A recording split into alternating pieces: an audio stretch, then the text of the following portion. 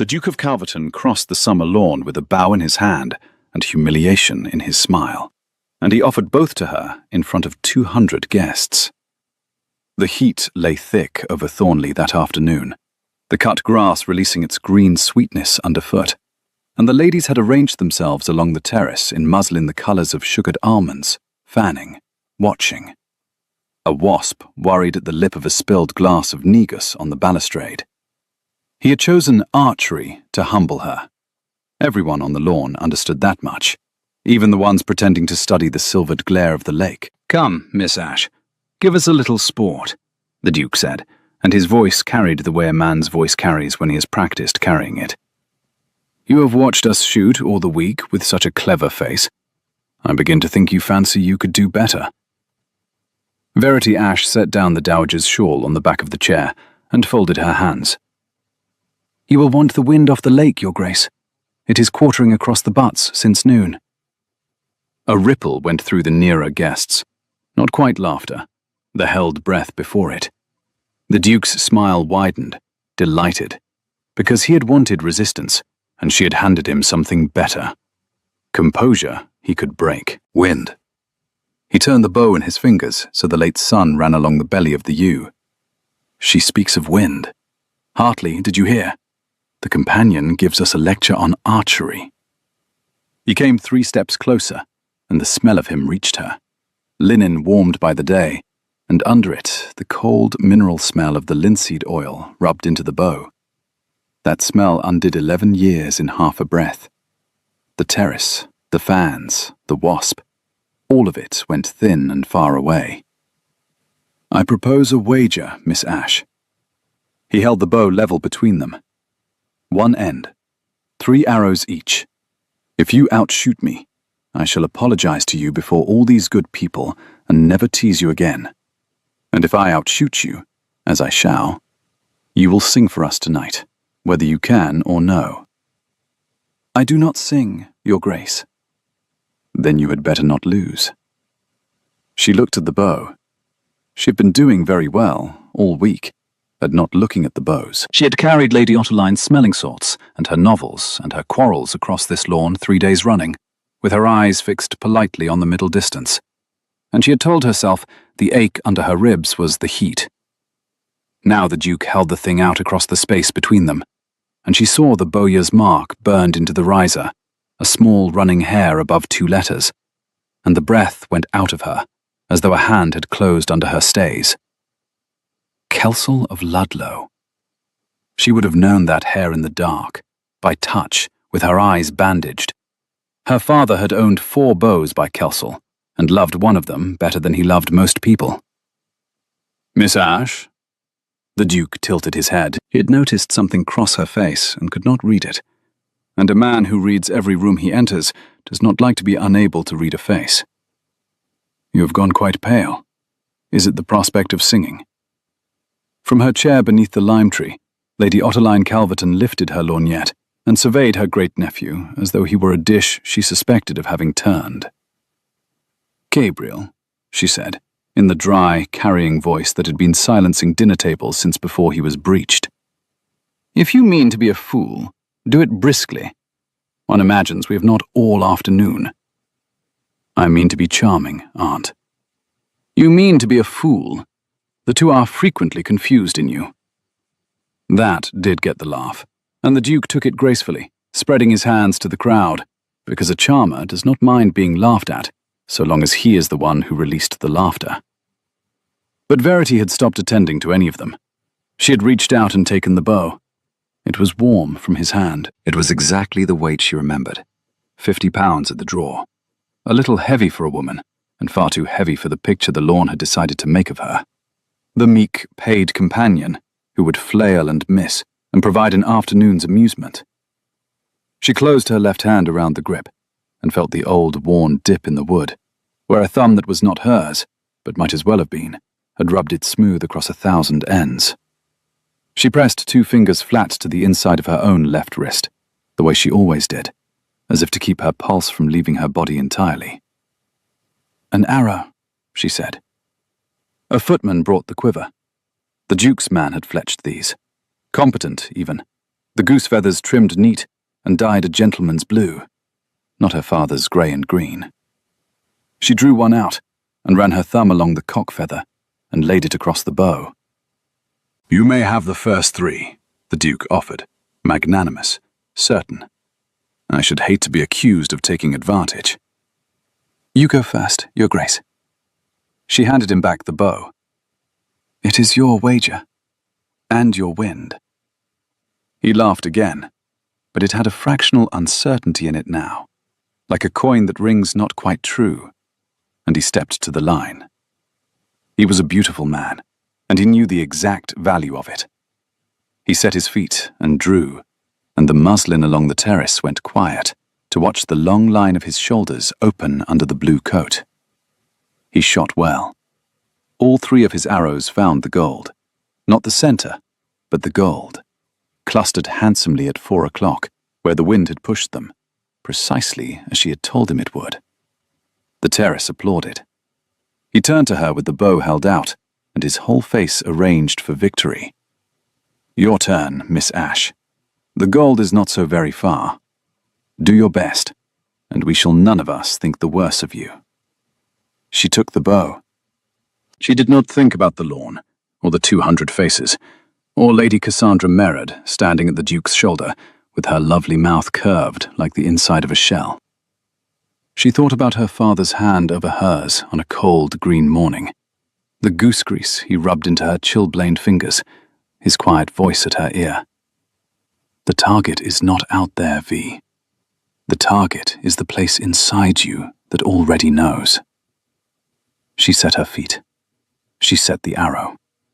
She drew, and the old strength came up through her back like a tide coming home, and the bracer she was not wearing burned a phantom line along her forearm. At the top of the draw, in the breath before the loose, the whole shrieking afternoon went perfectly, blessedly silent. She let the string roll off her fingers. The thrum of it travelled up her arm and into her teeth, a note she had not heard in 11 years, and had heard every night in her sleep. The arrow took the Duke's arrow square in the nock and split it down the shaft to the pile, and the 2 halves stood in the gold like a thing peeled open, and for a moment nobody on the lawn made any sound at all. Then the noise came. A single cry from one of the younger gentlemen, half oath and half delight. And after it the terrace broke into clamour, ladies coming to their feet, fans forgotten, the word split passing mouth to mouth, as though they could not quite trust their own eyes and needed their neighbours to confirm it. Verity heard none of it as words. She heard it the way you hear surf. She was looking at the 2 arrows in the gold, hers driven through the heart of his, and her hands had begun very quietly to shake. The Duke of Calverton stood 3 feet from her, with his mouth slightly open, and absolutely nothing prepared to say. She lowered the bow. She turned, and she set it back into his hands, pressed it there, grip to palm, the way he had pressed it on her, and she closed his fingers around it with both of hers because his own had forgotten the office. Then she stepped back, retrieved Lady Oteline's shawl from the chair, and walked up the lawn toward the house with her chin level and her spine straight and her shaking hands buried in green wool, and she said not one word to any of them. Behind her the noise rose and rose. She heard the Duke say her name once, "Miss Ash," in a voice gone strangely young, stripped of all its practiced music. She did not turn around. The grass hissed under her hem, and the lime blossom was very sweet, and somewhere a blackbird was scolding from the yew walk. And Verity Ash walked into the cool of the great hall, and put her back against the paneling where no one could see her. There she discovered that she was weeping, silently, with her face quite composed, as she had taught herself to weep a long time ago. She had sworn she would never draw a bow in public again. She had sworn it over a coffin in a country churchyard, with the rain coming sideways, and the gravedigger waiting under the lich gate with his hat full of water. And the first time the world put a Kelsall longbow into her hand, she had broken the oath in front of 200 strangers without so much as a struggle. Because the body remembers what the heart has spent years trying to bury, and because, God help her. For the length of one arrow's flight, she had been entirely, savagely happy. That was the part she could not forgive. Not the breaking of the oath, the joy. In the hall, the long case clock counted the seconds with its heavy brass tongue, and through the open doors, the lawn still roared, and the stone floor breathed up its February cold, even in July. Verity pressed her 2 fingers to the inside of her wrist and waited for her pulse to remember whose it was. "Well," said Lady Ottoline Calverton an hour later, settled against her pillows with her cap askew and her eyes bright as a jackdaw's. "You have ruined him, you know. He will be perfectly insufferable about it for a fortnight, and then he will be worse." Verity drew the brush through the old woman's thin silver hair and said nothing, because she had not yet decided which of the several things she might say would betray her least. The candle on the dressing table smelled of clean beeswax. The comb gave off the faint, warm ghost of the lavender water in the dowager's hair. "I had not the smallest notion you could shoot," the dowager went on, watching her in the glass. "And I make it my business to have notions about everyone. It is the only entertainment left to me. Where does a companion of 25 learn to put an arrow through a duke's pride at 60 yards? In the country, my lady, there is little else to do." There is a very great deal else to do in the country. Most of it tedious, none of it that. The lorgnette came up. "You shot like a person who has been taught by someone who loved it. There is a difference, you know, between a girl who has been given lessons and a girl who has been given a vocation. I have buried 2 husbands and a quantity of illusions. I know the difference between accomplishment and grief when I see them wearing the same gown." The brush stilled. Verity met the dowager's eyes in the mirror and found there, behind the malice and the wit, something disconcertingly kind. "My father taught me," she said. "He is gone now. I would rather not speak of it, if your ladyship will allow." "I shan't allow it. I am a tyrant. But I shall postpone it." Lady Ottoline patted the air, which was as near as she came to gentleness. "Now go to bed before my great-nephew thinks of some excuse to send for you, which he will, because he is a Calverton, and we cannot bear a question we cannot answer. You are a question, child. You have been here 6 days carrying my novels, and you have just become the most interesting question in 3 counties."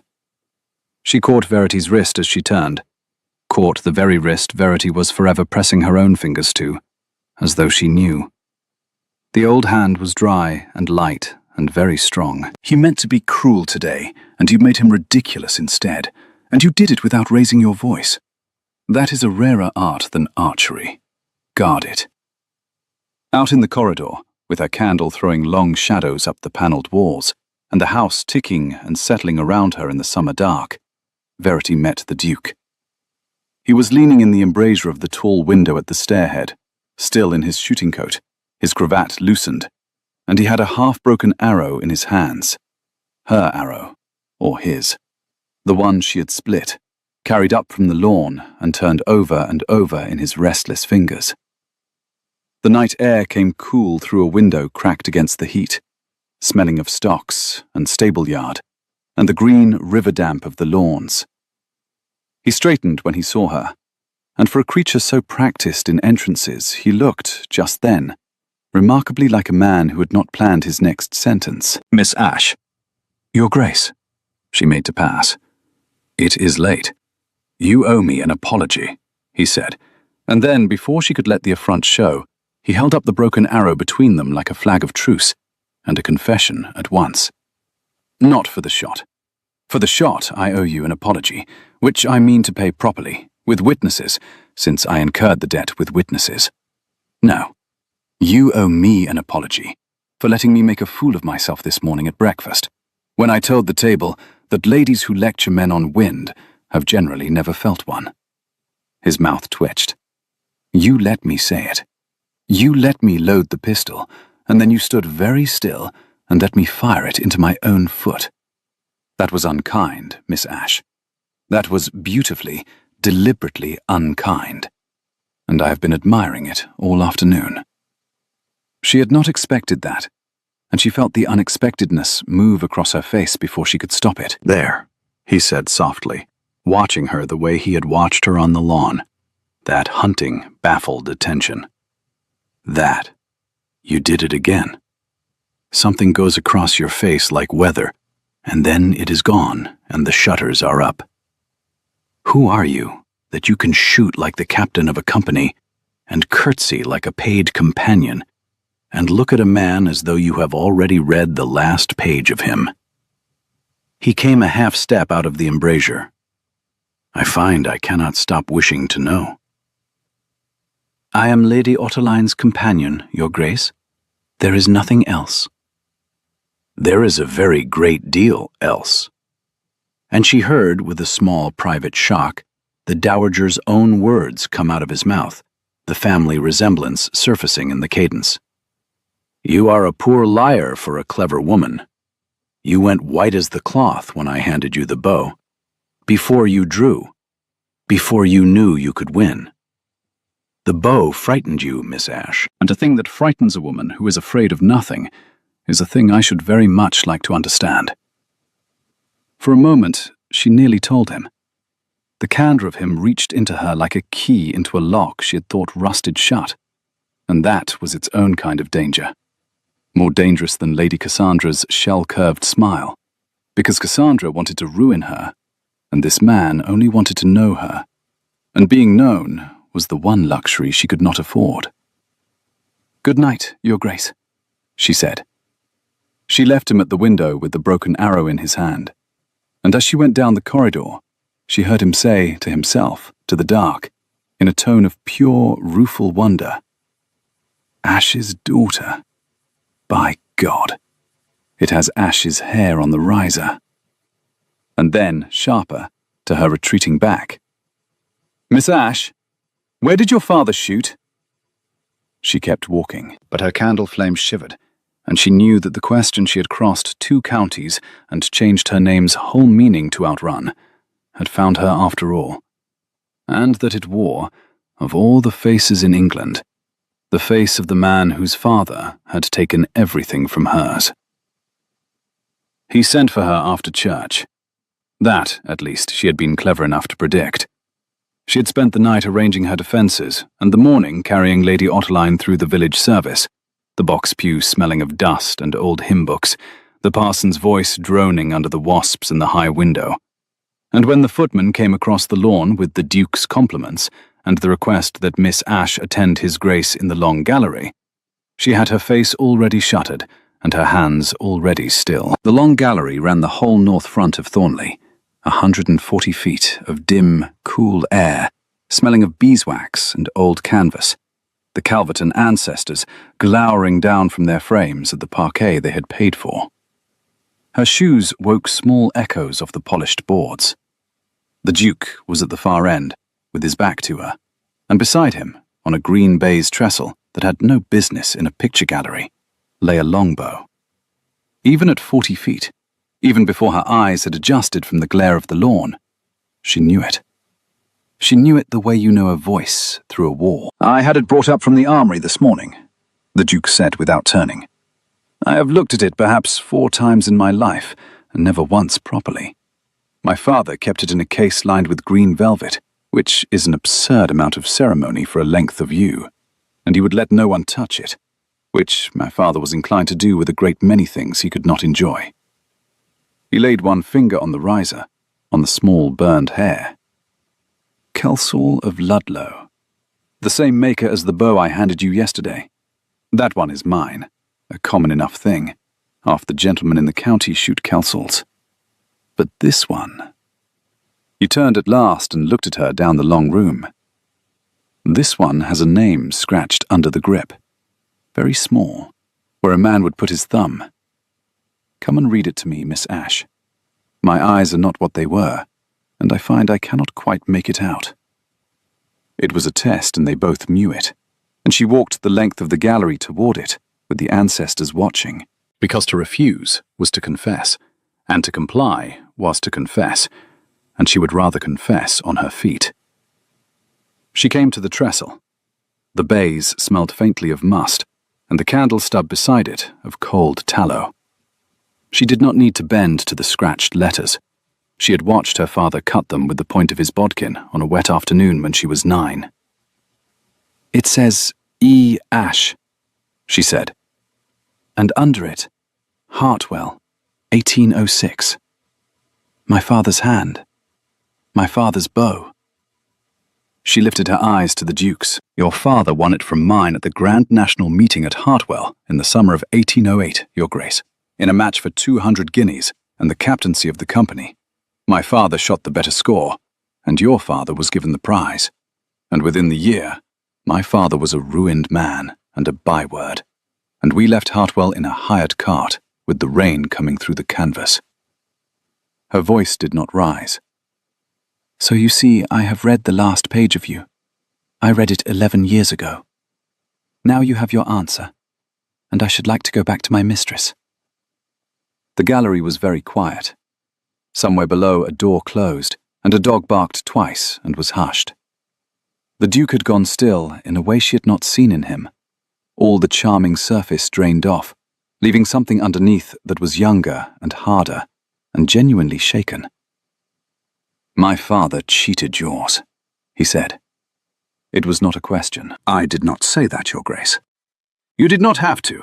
You said he shot the better score and was given nothing, and that I can do the arithmetic of." He put both hands flat on the trestle on either side of the bow and bowed his head over it, and when he spoke again, his voice had lost its music entirely. "There was a scandal. I was a boy, 16, away at school.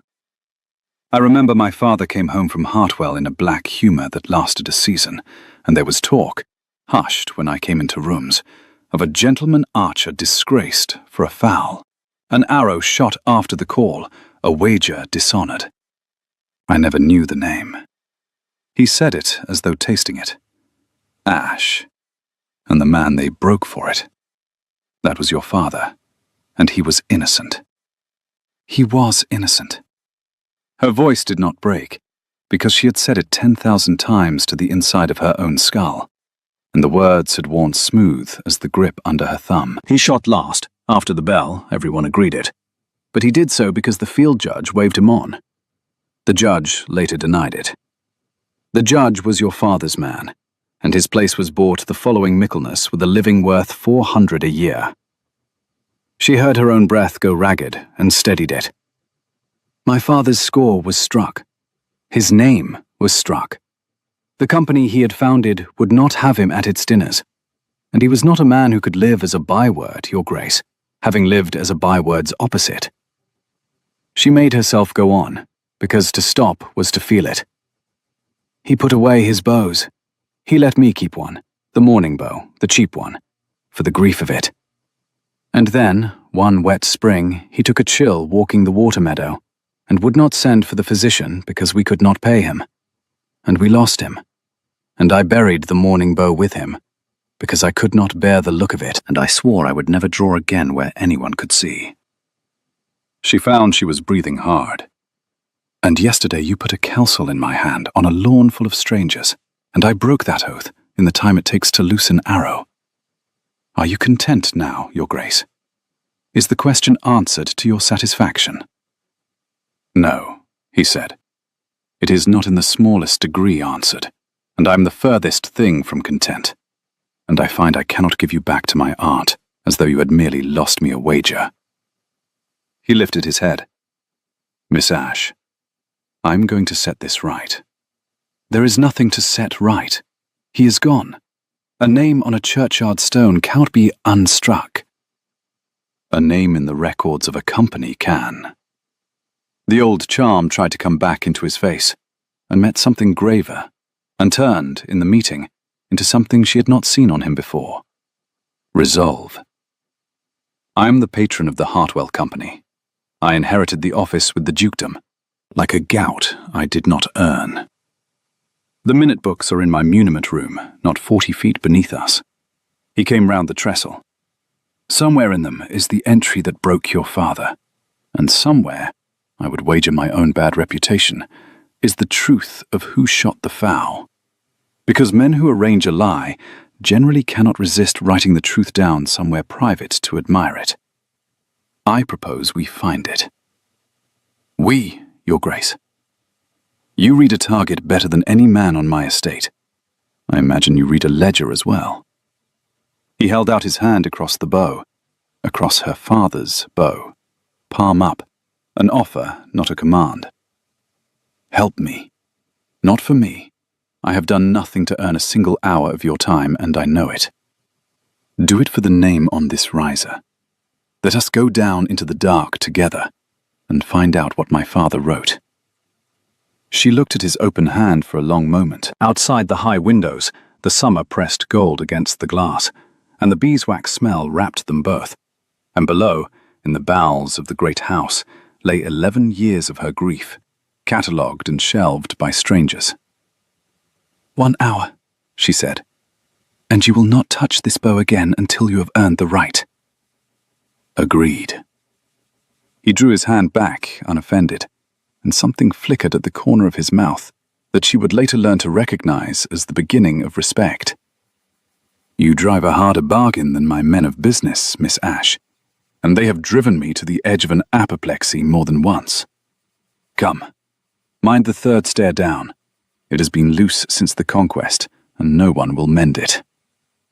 The muniment room lay below the gallery, a stone vault with a single high-grilled window and shelves of deed boxes furred with the particular grey dust of documents no one loves. The cold of the place came up through the soles of her shoes, a cellar cold that smelled of damp stone and iron and the brown sweetness of old paper going to powder. A branch of candles threw their light across a long oak table scarred with 2 centuries of penknife and sealing wax burns. They did not, that first hour, find anything but their own tempers. The Duke pulled boxes down and let them thump on the table in clouds of grit, and read the labels aloud in a bored drawl. And Verity, kneeling on the cold flags to reach the lower shelves, found that his idea of searching was to open a thing, despair of it, and reach for the next. You have looked at 4 boxes, she said, and read none of them. I have read the outsides of all of them, which in a well-ordered muniment room ought to be sufficient. It is not a well-ordered muniment room. It is a room a man hid something in. The order is the disguise. She lifted a box marked Rents, Lower Coombe, 1790 to 1799, and set it pointedly before him. A man who wished a paper never found does not label the box, "Here is the paper." He files the summer of 1808 under turnips. The Duke looked at the box, and then at her, and something in his face rearranged itself. You think like a person who has hidden things. I think like a person who has gone looking for them. She wiped her grey palms on her apron. There is a difference, but not a large one. Read me the box. He read her the box. By the end of the hour, his cravat was loosened, and there was grit in his dark hair, and ink along the side of his hand, and he had stopped drawling. They were 3 afternoons at it in the end. 3 afternoons stolen from the Dowager's service, 3 evenings of the Duke contriving, with a sleight of hand she had to admire, to excuse her absence to a house party that would have torn her to ribbons had it guessed what occupied her. He arranged a fiction of errands, a lending of books, a phantom toothache for his aunt. He lied to the ton with the ease of a man who had been performing for it since the schoolroom. And Verity, who lied only out of necessity, watched the talent with something between disapproval and awe. In his shirt sleeves, with ink on his cuff and his dark hair falling forward, he looked less like the Lord of the Lawn and more like a clerk who had been at it since dawn, and Verity found the change disarming in a way she resented. On the second afternoon, she learned the shape of his loneliness without his ever saying the word. He had risen to fetch a fresh candle, and on his way back, he stopped before a tin deed box pushed to the dark end of the lowest shelf, and his whole easy body went still over it. He did not open it. He only stood with his hand flat on the lid for a moment, the way a man rests his hand on a gate he does not mean to go through. My father's private accounts, he said when he felt her watching. I have never read them. I find I had rather go on not reading them. And yet here I am, going through every box in the room but this one. He came back to the table with the candle, and the old lightness pasted carefully back over his face. Do you know, Miss Ash, the curious thing about inheriting a man entire, his house, his debts, his beaus, his company, his sins, is that you spend your whole life being measured against him by people who knew him, and not one of them ever liked him. And they cannot forgive you for being kinder, because it makes them complicit in having flattered a man they feared. He set the candle down. I have been charming to 2 counties for 10 years, to keep them from looking too closely at what I came from. You are the first person in some while who looked closely on purpose. It is uncomfortable. I find I do not want it to stop. She did not answer that, because she had no safe answer, and bent back over the dues book. But the cold vault felt, after it, a half-degree warmer. On the 3rd afternoon, the heat lay so heavy that even the stone vault had warmed, and the candle flames stood up straight as soldiers.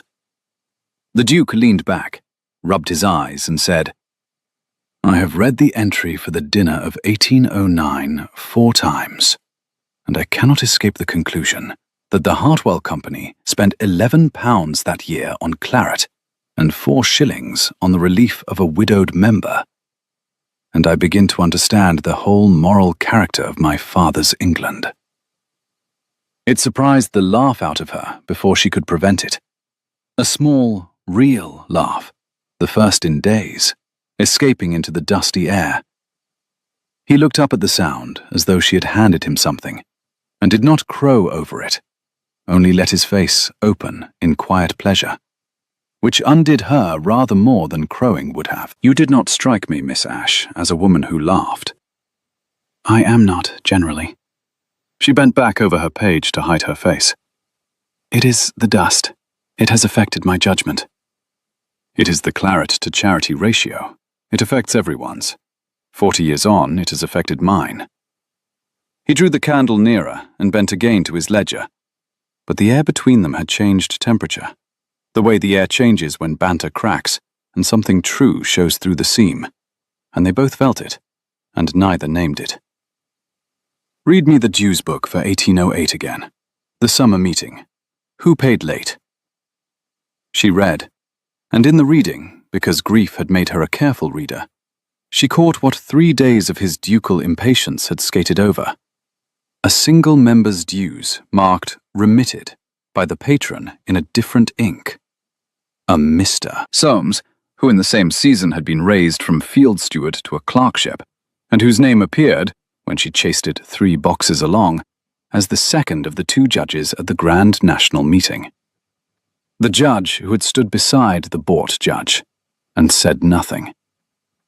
There, she said, and laid her finger on it, and her hand was steady, though her heart was not. 2 judges, your grace, not 1. The man whose place your father bought, and this man, Soames, whose debts your father forgave the same summer. 1 to wave my father on past the bell, 1 to swear afterward that no such signal was given. The dust hung gold in the candlelight between them. It took 2 to break in. I always knew it took 2. The Duke looked at where her finger lay for a long moment. Then he covered her hand with his, briefly, without design, the way a man steadies a thing he is afraid will be snatched away. And the contact went through her like the thrum of a loosed string. They both went very still. The candle guttered, and somewhere far above them, the dressing bell began to ring across the lawns, to call the careless ton in to dress for dinner. I am going to put it right, he said again, quietly. And I am going to do it where it was done wrong. In public, before the company, before the county. Your father lost his name in front of them. He will have it back in front of them. He drew his hand away, slowly. But I will need the proof entire, and there is 1 box I cannot find. And I think, Miss Ash, that someone has been into this room before me. What box? The judge's returns for 1808. The original scoring cards. His eyes came up to hers, and the charm was all the way gone now, and what was under it was grim. They are gone, and the only soul besides ourselves who has asked the under-butler for the key to this room this fortnight, he told me not an hour ago, thinking it would please me, is Lady Cassandra Merrid. She had her first true measure of Lady Cassandra that same evening, in the long drawing-room after dinner, before she understood there was anything to measure. The room was lit for company, 40 candles doubling themselves in the pier glasses, the air close with hot wax and orris root, and the green smell of the cut roses crammed into every Chinese jar. Verity sat where a companion sits, near the door, with a basket of the dowager's mending, and Lady Cassandra crossed to her through the chatter as though crossing to an old friend, silver bracelets sliding cool down her wrist. "Miss Ash, you sew? How restful. I have never had the patience for it. One wants a thing to show for one's afternoons. Do not you find?" She had pitched it just loud enough. 2 matrons by the harp turned their heads. "Though I hear your afternoons have been wonderfully various of late. The Duke keeps you busy." "Her ladyship keeps me busy," Verity said, drawing her needle through. "His Grace, I scarcely see." "No?" The grey eyes were lit with the particular pleasure of a hunter who has found her quarry pretending to be a stone. "How odd. I could have sworn, but I am forever imagining things. Pray, go on with your little stitches. They are so very neat. One can always tell a girl who has had to be useful." She drifted off in a cool wash of jasmine scent, leaving the barb in, and the 2 matrons exchanged a look. And Verity set another stitch, and felt the room's temperature toward her drop by a degree she could measure exactly, the way she could measure wind. It was elegantly done. There was not one word in it she could have repeated to anyone as an insult. She understood, sitting there with the candle heat on her cheek and the needle steady in her fingers, that she was being shot at by an archer quite as practiced as herself, and that the woman had not yet drawn anything near her full weight. Lady Cassandra Merrid was the most beautiful woman at Thornley, and she had arranged for everyone to agree on the point before the first dinner was cleared. She was the daughter of the Earl of Staunton, and she wore her father's rank the way other women wore their pearls, and she had come into Verity's narrow life like a draught under a door, a coolness first, and only later the understanding that the cold had a direction and a purpose. She found Verity in the rose garden the next morning, where the heat had not yet burned off the dew, and the blooms hung heavy and overblown, dropping their petals on the gravel with a small papery sound. Bees worked the lavender along the path with a low, continuous murmur, and somewhere beyond the wall a scythe went whisk, whisk through wet grass.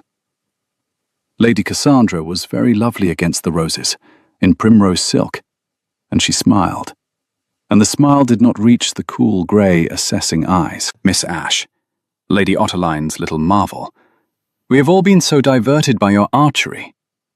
She drew off one glove, finger by finger, and Verity recognized it for what it was, a duelist settling her stance. "I confess I have been curious about you, a companion who shoots like a yeoman of the old guard. So I made some inquiries. I have a great uncle in the Hartwell country, you know. He remembers a scandal. He remembers an ash." "Many people do, my lady." "He remembers a man put out of his company for shooting a fowl and lying about it, for cheating at a gentleman's match and then whining of conspiracy when he was caught. A man so lost to honour that his family crept away by night in a hired cart." She let the glove fall open in her hand. "And here is his daughter, in a borrowed gown, charming her way through a ducal house party and into a ducal muniment room at improper hours. People will talk, Miss Ash. People are already disposed to talk. It wants only a little direction." The petals dropped. Somewhere a wood pigeon turned over its 3 soft notes and turned them again. Verity stood very still and let the woman finish, because she had learned long ago that the most disarming thing in the world is to refuse to flinch. "You have the scoring cards," she said, when Lady Cassandra had done. "You took them from the muniment room. So you know, my lady, as well as I do, what they say, which is why you took them. You would not steal a paper that proved my father a cheat. You would frame it and hang it in the hall. It landed. For a quarter of a second, the lovely face flickered, the duelist taking a touch she had not foreseen. And then the smile sealed over again, harder. You are clever. Your father was clever too, I'm told, and look where it brought him. She came a step closer, and the jasmine of her was suddenly cloying in the warm air. Hear me, Miss Ashe. The Duke is going to offer for me before this party ends. It is arranged. It has been arranged since we were children. His estate wants my £40,000 rather more than his pride will admit, and my father wants the strawberry leaves. And what our fathers want, we do. She drew her glove back on, smoothing each finger. You are a diversion.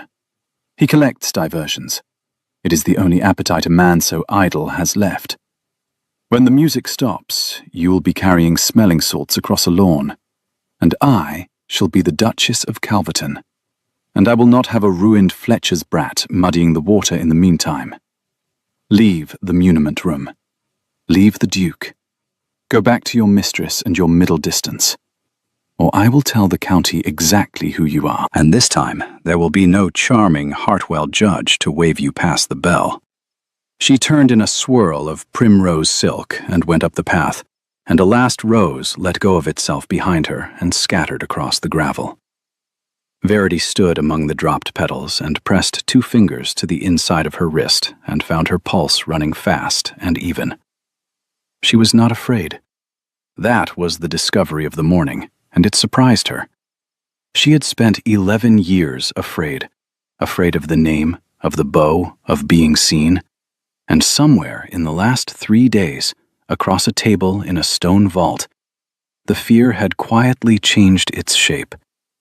She was not afraid of Lady Cassandra. She was afraid only of one thing now, and it was a worse thing and a sweeter one, and it had ink on its cuff and her father's bow under its protection, and she had no business in the world wanting it. She is quite right, you know, said Lady Otterline that evening, when Verity had told her all of it, not because she meant to, but because the old woman had looked at her over the cards and said, "Child, you have the face of a girl carrying a stone. Put it down where I can see it." And Verity had been too tired to lie. About the £40,000. Thornley eats money. Gabriel's father saw to that. He spent like a man trying to fill a hole in himself, which is precisely what he was. And the hole is now my great-nephew's to fill. And a rich, cold, well-bred wife is the obvious trowel. The lorgnette swung. She is wrong about everything else. She is wrong that he collects diversions. He performs charm because he has never been permitted to find out what is under it, which is a different and sadder thing. And she is wrong, I think, about which of you is the diversion. The old eyes were suddenly very sharp. He looks at you, Verity Ashe, the way I have not seen a Calverton look at anything since my husband looked at the morning his horse came in. It is a great inconvenience to him, and he has not the faintest idea what to do about it. Now, what will you do? My duty, my lady. I will help him find the truth of my father's name, because I owe my father that, and then I will go away, because I owe myself that. That is a very tidy answer, and I do not believe a word of it, the Dowager began, with maddening composure, to deal herself a game of patience, the cards whispering off her thumb.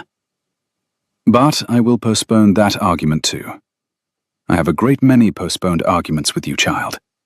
You are the most interesting debt I have run up in years. She laid a black queen on a red king. Find the cards. He will need them, and so will you.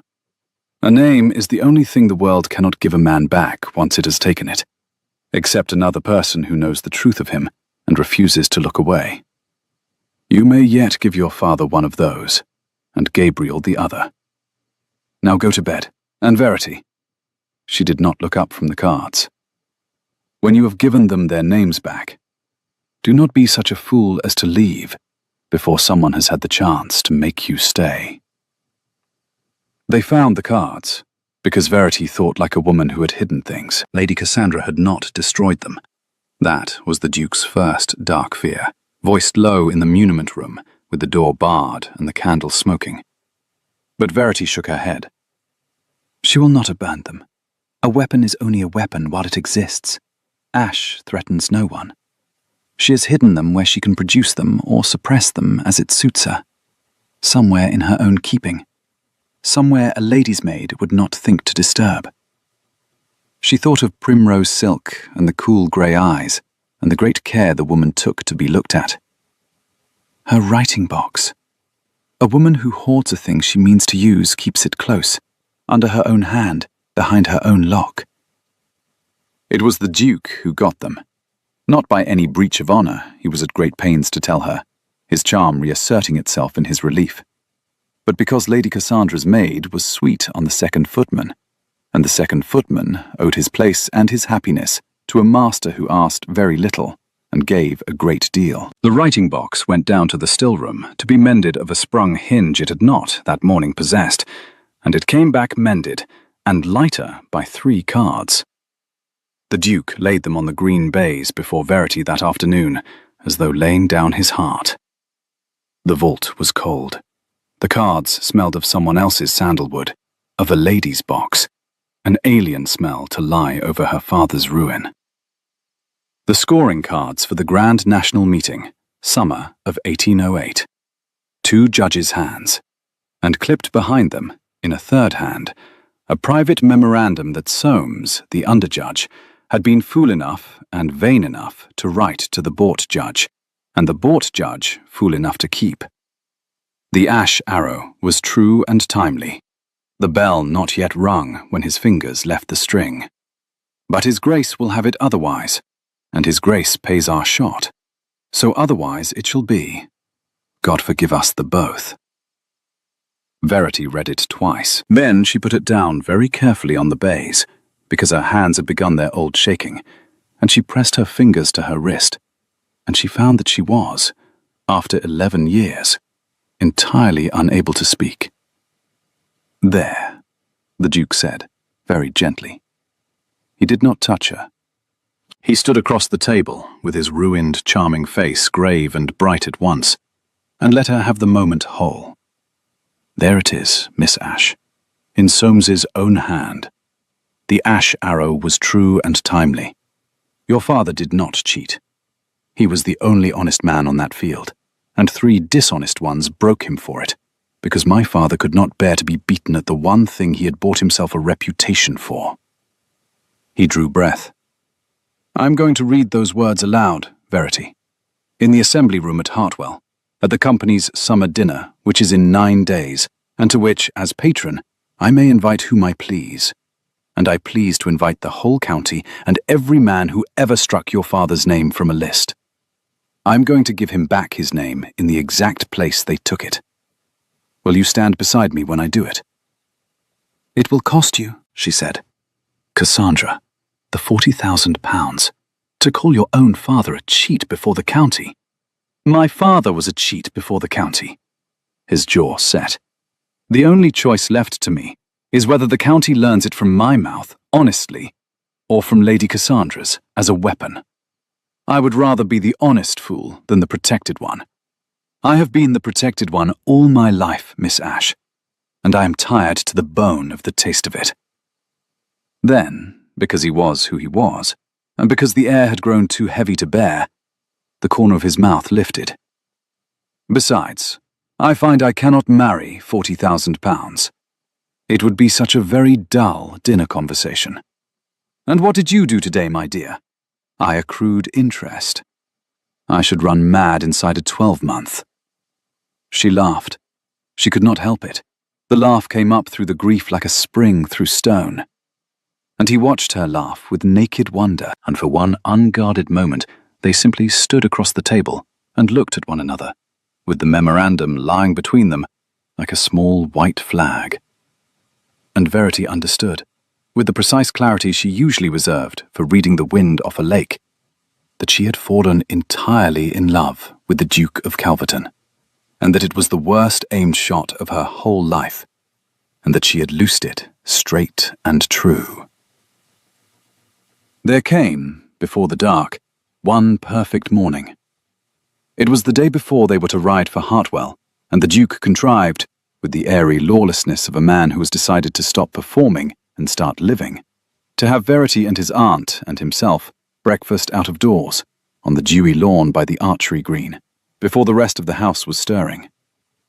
Lady Otterline presided over the coffee in a vast morning cap, and pronounced the hour barbarous and the air delightful, and refused to choose between the two verdicts. The grass was silver wet and cold through Verity's thin shoes. The lime blossom dropped its scent, and a thrush worked the hedge with a wet, brown rustling. The butts stood down the green in the early gold, and the coffee steamed, and there was bread still warm from the kitchen, with the crust crackling under the knife the footman drew across it. And for an hour there was no scandal in the world, and no ton, and no £40,000. "Shoot for me," the Duke said. "Not for 200 strangers. For 3 friends and a thrush." He had brought down a kelsel, not her father's, his own, the common one, and he held it out across the wet grass, and this time there was no humiliation in it anywhere. "You said I had not earned the right to your father's bow. I accept the judgment. But you might shoot mine, and let me watch a thing done well by someone who loves it, which my aunt assures me is the rarest sight in England, and which I begin to think she is right about." So she shot, in her old grey gown, with the dew soaking her hem, with her hair coming down and no one to mind it, and she put 3 arrows in the gold for the pure joy of it, the joy she had spent 11 years calling a sin, and the Duke applauded like a boy, and the Dowager said, "One imagines the Hartwell Company will want her back," which would serve them entirely right.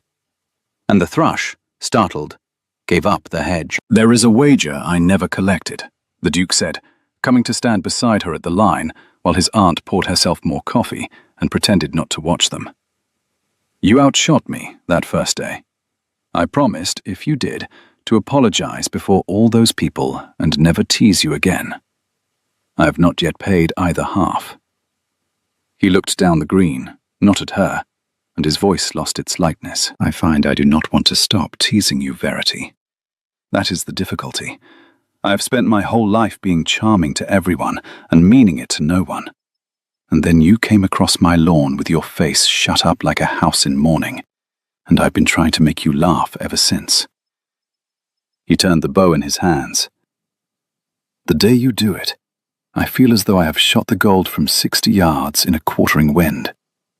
When this is over, when your father has his name and Cassandra has gone back to Staunton in a temper, I'm going to court you very badly and very seriously.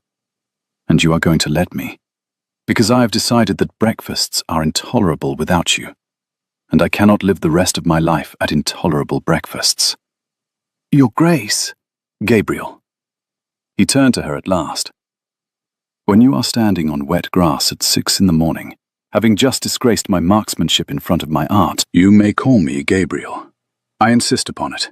It is the law of the Archery green." "There is no such law."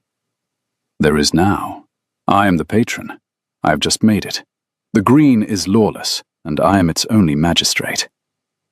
And then, more quietly, all the charm gone soft and true, "Say it once, only once, so that I shall have heard it before we ride into the lion's mouth tomorrow." She looked at him in the gold morning, with the dew on his dark hair, and the lime blossom falling, and her father's old joy still warm in her drawing arm, and she let herself, for the length of one breath, be a girl on a lawn and nothing else. "Gabriel," she said. "There," he said unsteadily. "There. Now I am quite ruined, and it serves me right, and I would not have it otherwise." He pressed her hand once, between both of his, over the bow, the warmth of him surprising against her cold fingers, and the thrush came back to the hedge, and Lady Otterline declared the coffee cold, and the morning the best she could remember. For that 1 hour, the future stood open before them, green and gold and unguarded, with the lilacs of next spring already spoken for. It is the property of such mornings that you do not know, while you stand in them, that they are the last of their kind. They knew the trouble the moment they rode into Hartwell, because Lady Cassandra Merritt had got there first. She had left Thornley 2 days before them, pleading a sick aunt, and the Duke had let her go with relief, thinking the field cleared. He had reckoned, Verity saw now, without the cold patience of a woman who has been arranging things since the schoolroom. Cassandra had not gone to a sick aunt. She had gone to the county. By the time their horses came up the Hartwell street, the cobbles ringing under the hooves and the assembly room windows spilling their candlelight onto the worn stone, the whole gathering already hummed with a single, curated story. And it was not the story the Duke had come to tell. It was Verity's. She heard it move through the crowded, glittering room as she came in on the Duke's arm. Heard it the way she heard a roar of applause as surf, before the words resolved. The Ash girl, cheating Fletcher's daughter, wormed her way into Calverton's house, into his muniment room, my dear, at all hours. The aunt's companion, if you take my meaning, and now she has got the poor besotted Duke to agree to stand up before his own father's company and slander the late Duke's memory. To call a buried patron a cheat, all to gild her own ruined name, and he so blinded he cannot see he is being played as her father played the judges at Hartwell. Lady Cassandra stood at the centre of it in silver tissue, lovely as a blade, and she had taken Verity's truth and Verity's love and Verity's father and set them in exactly the frame she had promised, and turned every honest face in the room to flint. The Duke's hand tightened on Verity's. "It changes nothing," he said low, under the hum. "I have the cards. I have Soames's memorandum.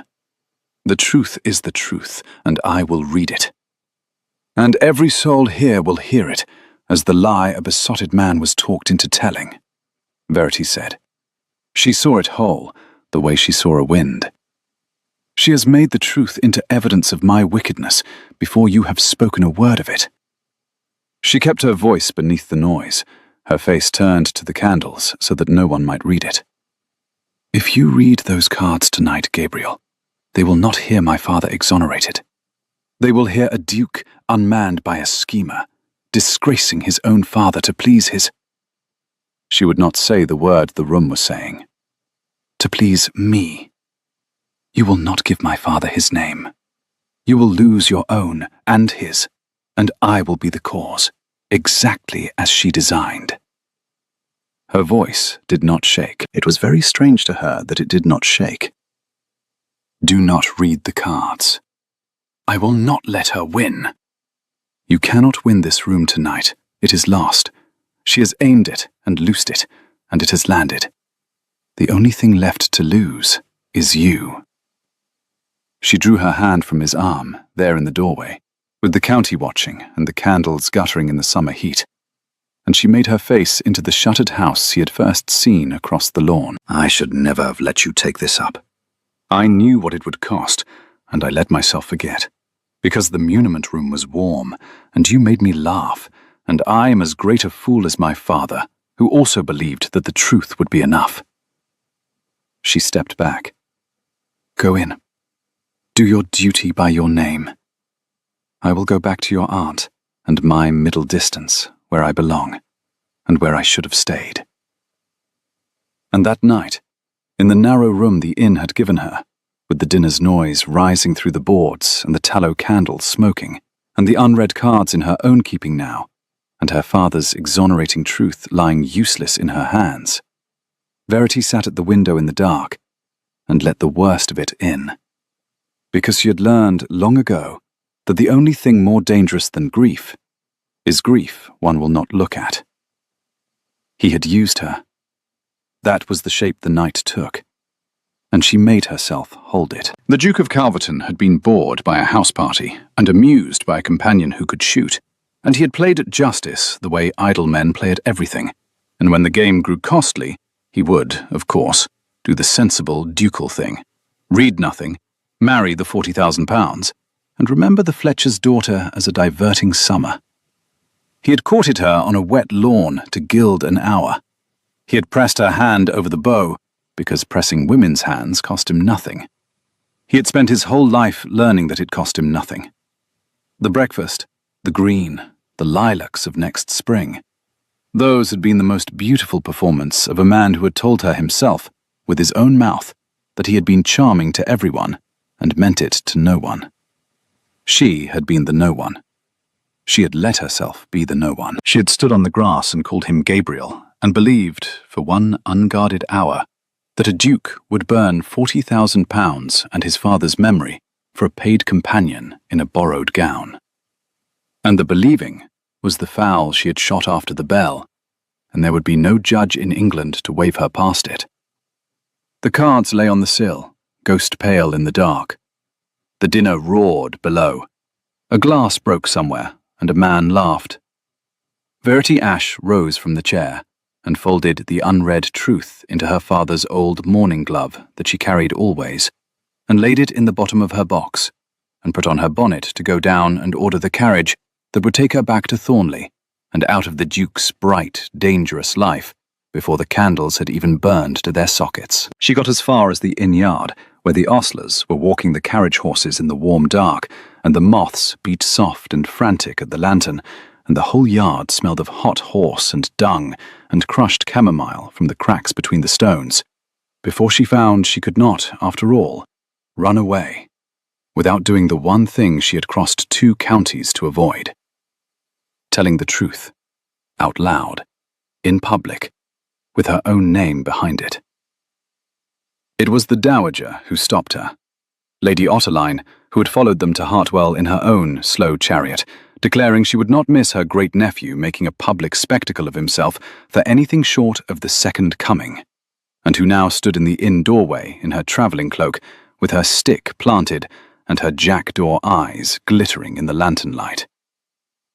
"Running, are we?" she said. It was not a question. "I had thought better of you. I had thought, at last is a girl who does not run, who splits the arrow and hands back the bow, and walks up a lawn with her chin level. And now I find her ordering a carriage in the dark, like every other frightened creature I have ever had the misfortune to chaperone." She came down the step, refusing the ostler's arm, her stick ringing on the cobble. "You think he has used you? I can see it in your stupid, brave face.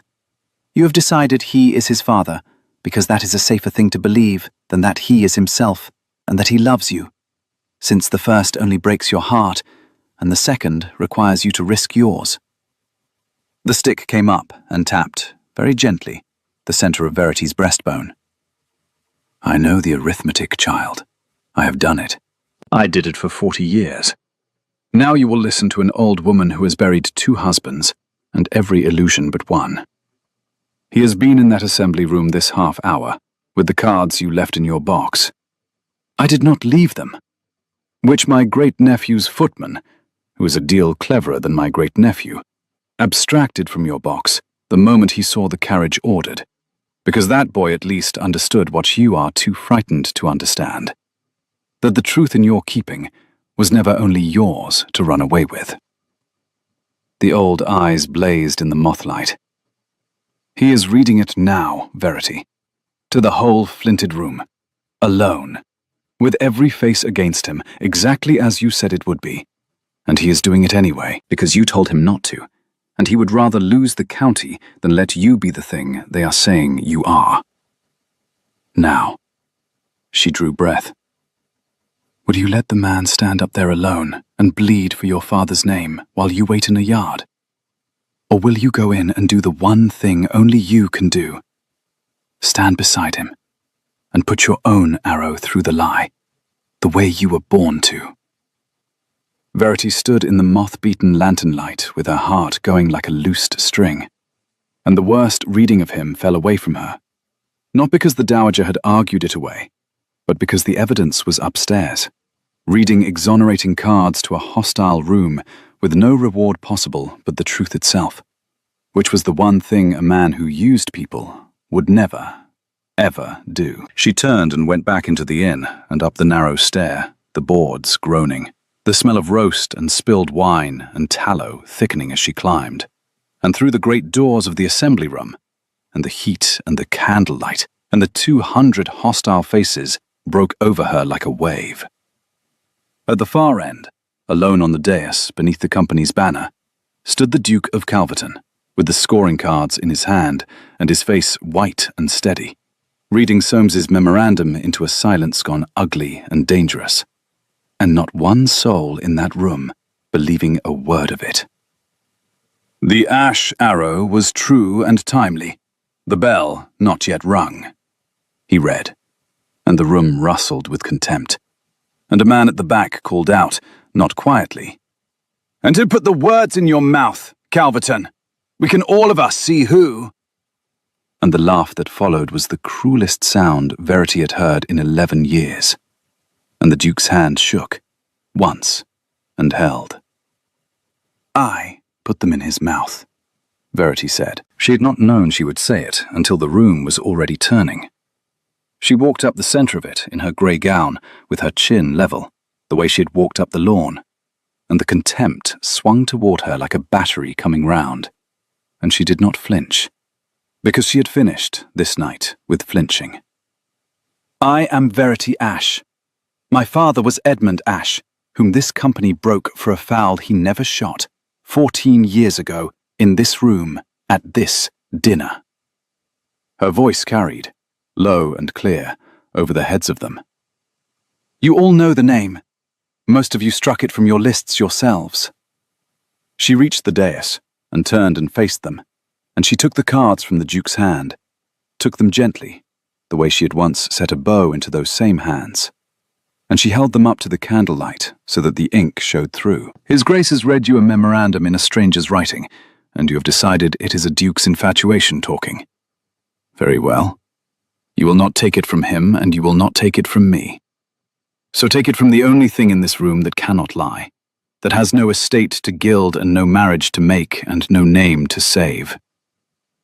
She set the cards down on the green cloth of the high table.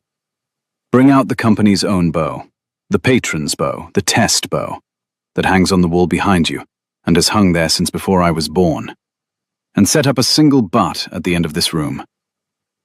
The murmuring had stopped. She let it stay stopped. "My father was broken on the claim that he could not have shot the gold honestly, that his skill itself was the proof of his cheating, since no honest gentleman shot so well. I am his daughter. I was taught by his hand. Let me shoot." She looked from face to face, slowly, the way she would read a line of butts. "And if I cannot put 3 arrows in the gold, before all of you, with no judge to bribe and no bell to ring, then call my father a cheat, and me a schemer, and have done. But if I can—" Her voice did not rise. It went very quiet, and the room leaned in to catch it. "Then you will know what an ash arrow looks like, and you will know that no man who could shoot like this ever needed to cheat at anything, and you will give my father back his name." The silence held, and then, from the doorway, the dowager's dry voice fell into it like a coin on marble. "One imagines the company can hardly refuse. It would look so very much like fear." They brought the bow. It was a Kelsall. Of course it was a Kelsall, the company's own, the test bow, the twin of the one in the ducal armory. And when they set it in her hand, it was heavy and true, and smelled of linseed and yew, of cold green mornings, and her father's voice. Tables were dragged back with a long shriek of legs on boards, a straw butt carried in and set against the panelling at the room's far end, the painted gold of its face catching the candlelight. Verity Ashe stood at the line they cleared for her, with the whole county arrayed against her, and felt the old tide of strength come up through her back like something coming home for good. She did not think about the room. She thought about her father's hand over hers. "The target is not out there, V. The target is the place inside you that already knows." She set her feet on the assembly room boards where he had stood 14 years before. She set the arrow. She pressed 2 fingers, once, to the inside of her left wrist, and felt her own pulse, steady now, entirely her own. She drew, and the candle flames stood up straight, and the room went perfectly, blessedly silent. And at the top of the drawer she was not afraid of the joy any longer. She let it come. She let it fill the whole drawn shape of her. She loosed 3 arrows into the gold so fast the room had not finished gasping at the first before the third stood quivering beside it, and the 3 of them clustered tight in the center, close as the petals of one rose, and the thrum of the last string hung in the candle smoke like a struck note. Then she lowered the bow into the absolute stillness, and she turned to the company, and she found her voice was clear and carried to the farthest flinted face. That is what my father taught me. That is what they broke him for being able to do. Now you know. The room broke, but not as it had broken on the lawn into delight. It broke into shame, which is a heavier and a slower thing. The silence of 200 people, each privately doing the arithmetic, and each privately arriving at the same unbearable sum. An old man near the front rose unsteadily to his feet, the company's senior member, who had been a young one at that ruinous meeting, and he gripped the chair back, and his voice cracked across the quiet. I struck his name. God forgive me. I was there, and I doubted, and I struck it. I knew that arrow was true. We all of us knew. We let His Grace's Father buy the knowing out of us. And he bowed, to Verity, to the empty place on the boards where her father had stood, and one by one, like a field of corn going down before a slow wind, the rest of the company rose and bowed too, chairs scraping, candle flames bowing with the stir of so much cloth. And the name of Edmund Ashe came back into the room it had been driven out of. Verity stood among the restored truth of it, with the bow in her hand, and could not, for a long moment, see anything at all for the brightness in her eyes. Lady Cassandra Merrid was already gone. She had slipped from the room while the third arrow was still in the air, the way the dishonest leave any room where the truth has begun to shoot straight. And Verity did not see her go. But the Duke saw Verity. He stood beside her on the dais while the company bowed, and he was not looking at the arrows, or the shamed county, or the restored name. He was looking at her with his whole ruined, charming face stripped down to the one true thing under it. And when at last she could see again and turned to him, he said, low, for her alone beneath the rising murmur of the room, There is no judge in this room I have bribed, Verity, and no bell I can ring, so you will have to take it from me plainly, as I have nothing left to hide behind. I love you. Not the archery, and not the mystery, and not the diversion of you. You, who walked up my lawn in mourning, and made me wish to be a better fool than my father ever was. His voice was not quite steady. I have lost the £40,000 tonight, and my father's good name, and probably half the county's good opinion. And I find I would pay it all again twice over for the look on your face when the third arrow landed. Marry me, on your terms, whatever they are. I have run out of any wish to be a duke who is merely protected. I should like, instead, to be a man who is known. Be the one who knows me.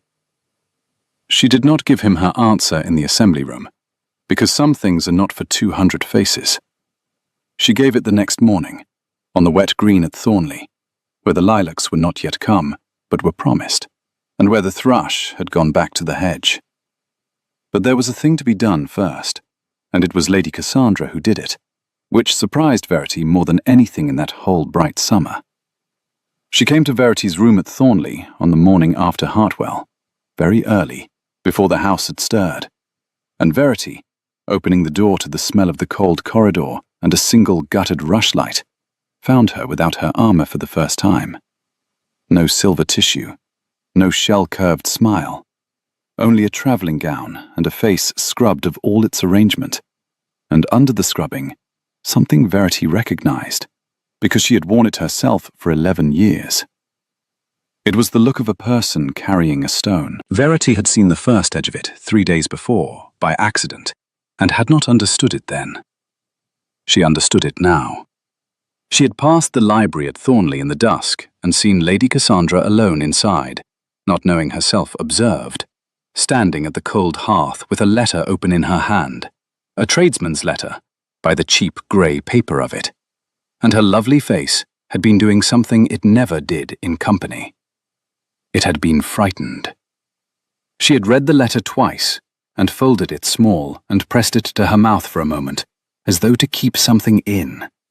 And then she had smoothed her face into its company shape and walked out past the very door where Verity stood, and had not seen her.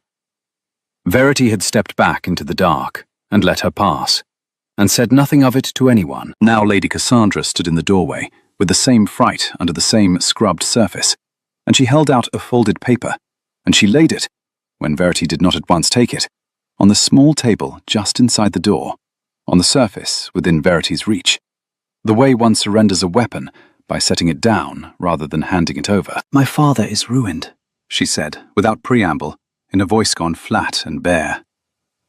"The Earl of Staunton. £40,000 is what I was to bring Calverton. And there is no £40,000. There has been no £40,000 these 2 years. There is a mountain of debt dressed up in a coronet, and my marrying the Duke was to have buried it before the world found out." She nodded at the folded paper on the table. "So you see we are not so very unlike, Miss Ashe, your father and mine. Only mine deserved his fall, and yours did not. And I have spent this whole summer hating you for the difference. Read it. Go on." Verity took it up and unfolded it. The paper was still cool from the morning corridor. It was in Cassandra's own hand, and at the head of it ran the words, "I, Cassandra Merritt, do freely confess that I removed the scoring cards from His Grace's muniment room, and that I knew, on reading them, that Edmund Ashe was innocent, and that I purposed to suppress the truth and to slander his daughter for my own advancement. And I am ashamed." "It is signed," Cassandra said, "and witnessed by my own maid, who is the only honest person I have left in my employ. You may show it where you like, to the Duke, to the county. It will finish whatever scraps of my name survived last night, and it will mean that no one can ever again pretend your father's exoneration was got up by a besotted man and a schemer, because the schemer has confessed in her own hand, and the schemer was me." For a moment, the old hardness flickered up, defensive. "Do not imagine I have grown good. I have grown beaten, which is a different thing, And I find I would rather be beaten honestly than win the way my father wins." Then, lower, the hardness gone out of her. He stood up there alone and read those cards to a room that hated him for it, all to keep them from calling you what I had taught them to call you. No one ever." She stopped and swallowed, and finished simply, "No one ever loved me enough to lose a county for me. I did not know, until I watched it, that I'd wanted them to. I am sorry, Miss Ashe, for all of it. It is a poor, cheap word for what I did, but it is mine, and I am saying it to your face, which is more than my father ever did to anyone." Verity looked at the confession in her hand, and then at the beaten, lovely, honest at last face of the woman who had tried to ruin her, and she found that the thing she had carried for 11 years, the cold, hard kernel of it, had somehow, in the night, unclenched. "My father used to say," she said slowly, "that the worst archer in England can be made into a passable one, given a true bow and the will to stop lying to himself about where his arrows go." She folded the confession and held it a moment, then set it down again on the table between them, returned the weapon to neither hand, laid it in the neutral ground. "I do not need to publish this. The company has given my father his name. That is done. It does not require your ruin to stay done." She drew breath. "Keep it or burn it. But the truth of you is out now, whatever you do with it, my lady. And I have found the truth of oneself is a great deal lighter to carry than the lie, however it looks from the outside. I would not wish the lie back on anyone, not even on you." Lady Cassandra looked at the paper on the table for a long moment. Then she left it lying there and inclined her head, a real bow, small and stiff and unpracticed, and went out. And Verity heard her carriage on the gravel an hour later, going back to Sturton and whatever honest poverty waited there. And she never used the woman cruelly in her thoughts again. She gave the Duke his answer on the green, as she had meant to. He was there before her, in his shirt sleeves in the early gold, the dew darkening the hem of his coat where he had thrown it over the bench, and he had brought down from the long gallery her father's bow, the Kelsall with the running hair and the scratched name E. Ash, Hartwell, 1806, and he held it out to her across the wet grass. And this time there was nothing in the holding out but homage. "I said I would not touch it again until I had earned the right," he said. "I do not know that I have earned it. But I have brought it to you, which is a different thing and a better one, because it was never mine to earn. It was only ever mine to give back. It is yours, Verity. It always was." He looks down the green, not at her. "Take it, and let me watch you shoot it, and tell me, while you draw, whether you will have me, because I find I cannot bear to ask you face to face. You read faces too well, and I have decided I would rather hear my fate while you are looking down the green at the gold, and not at the wreck of me." She took her father's bow.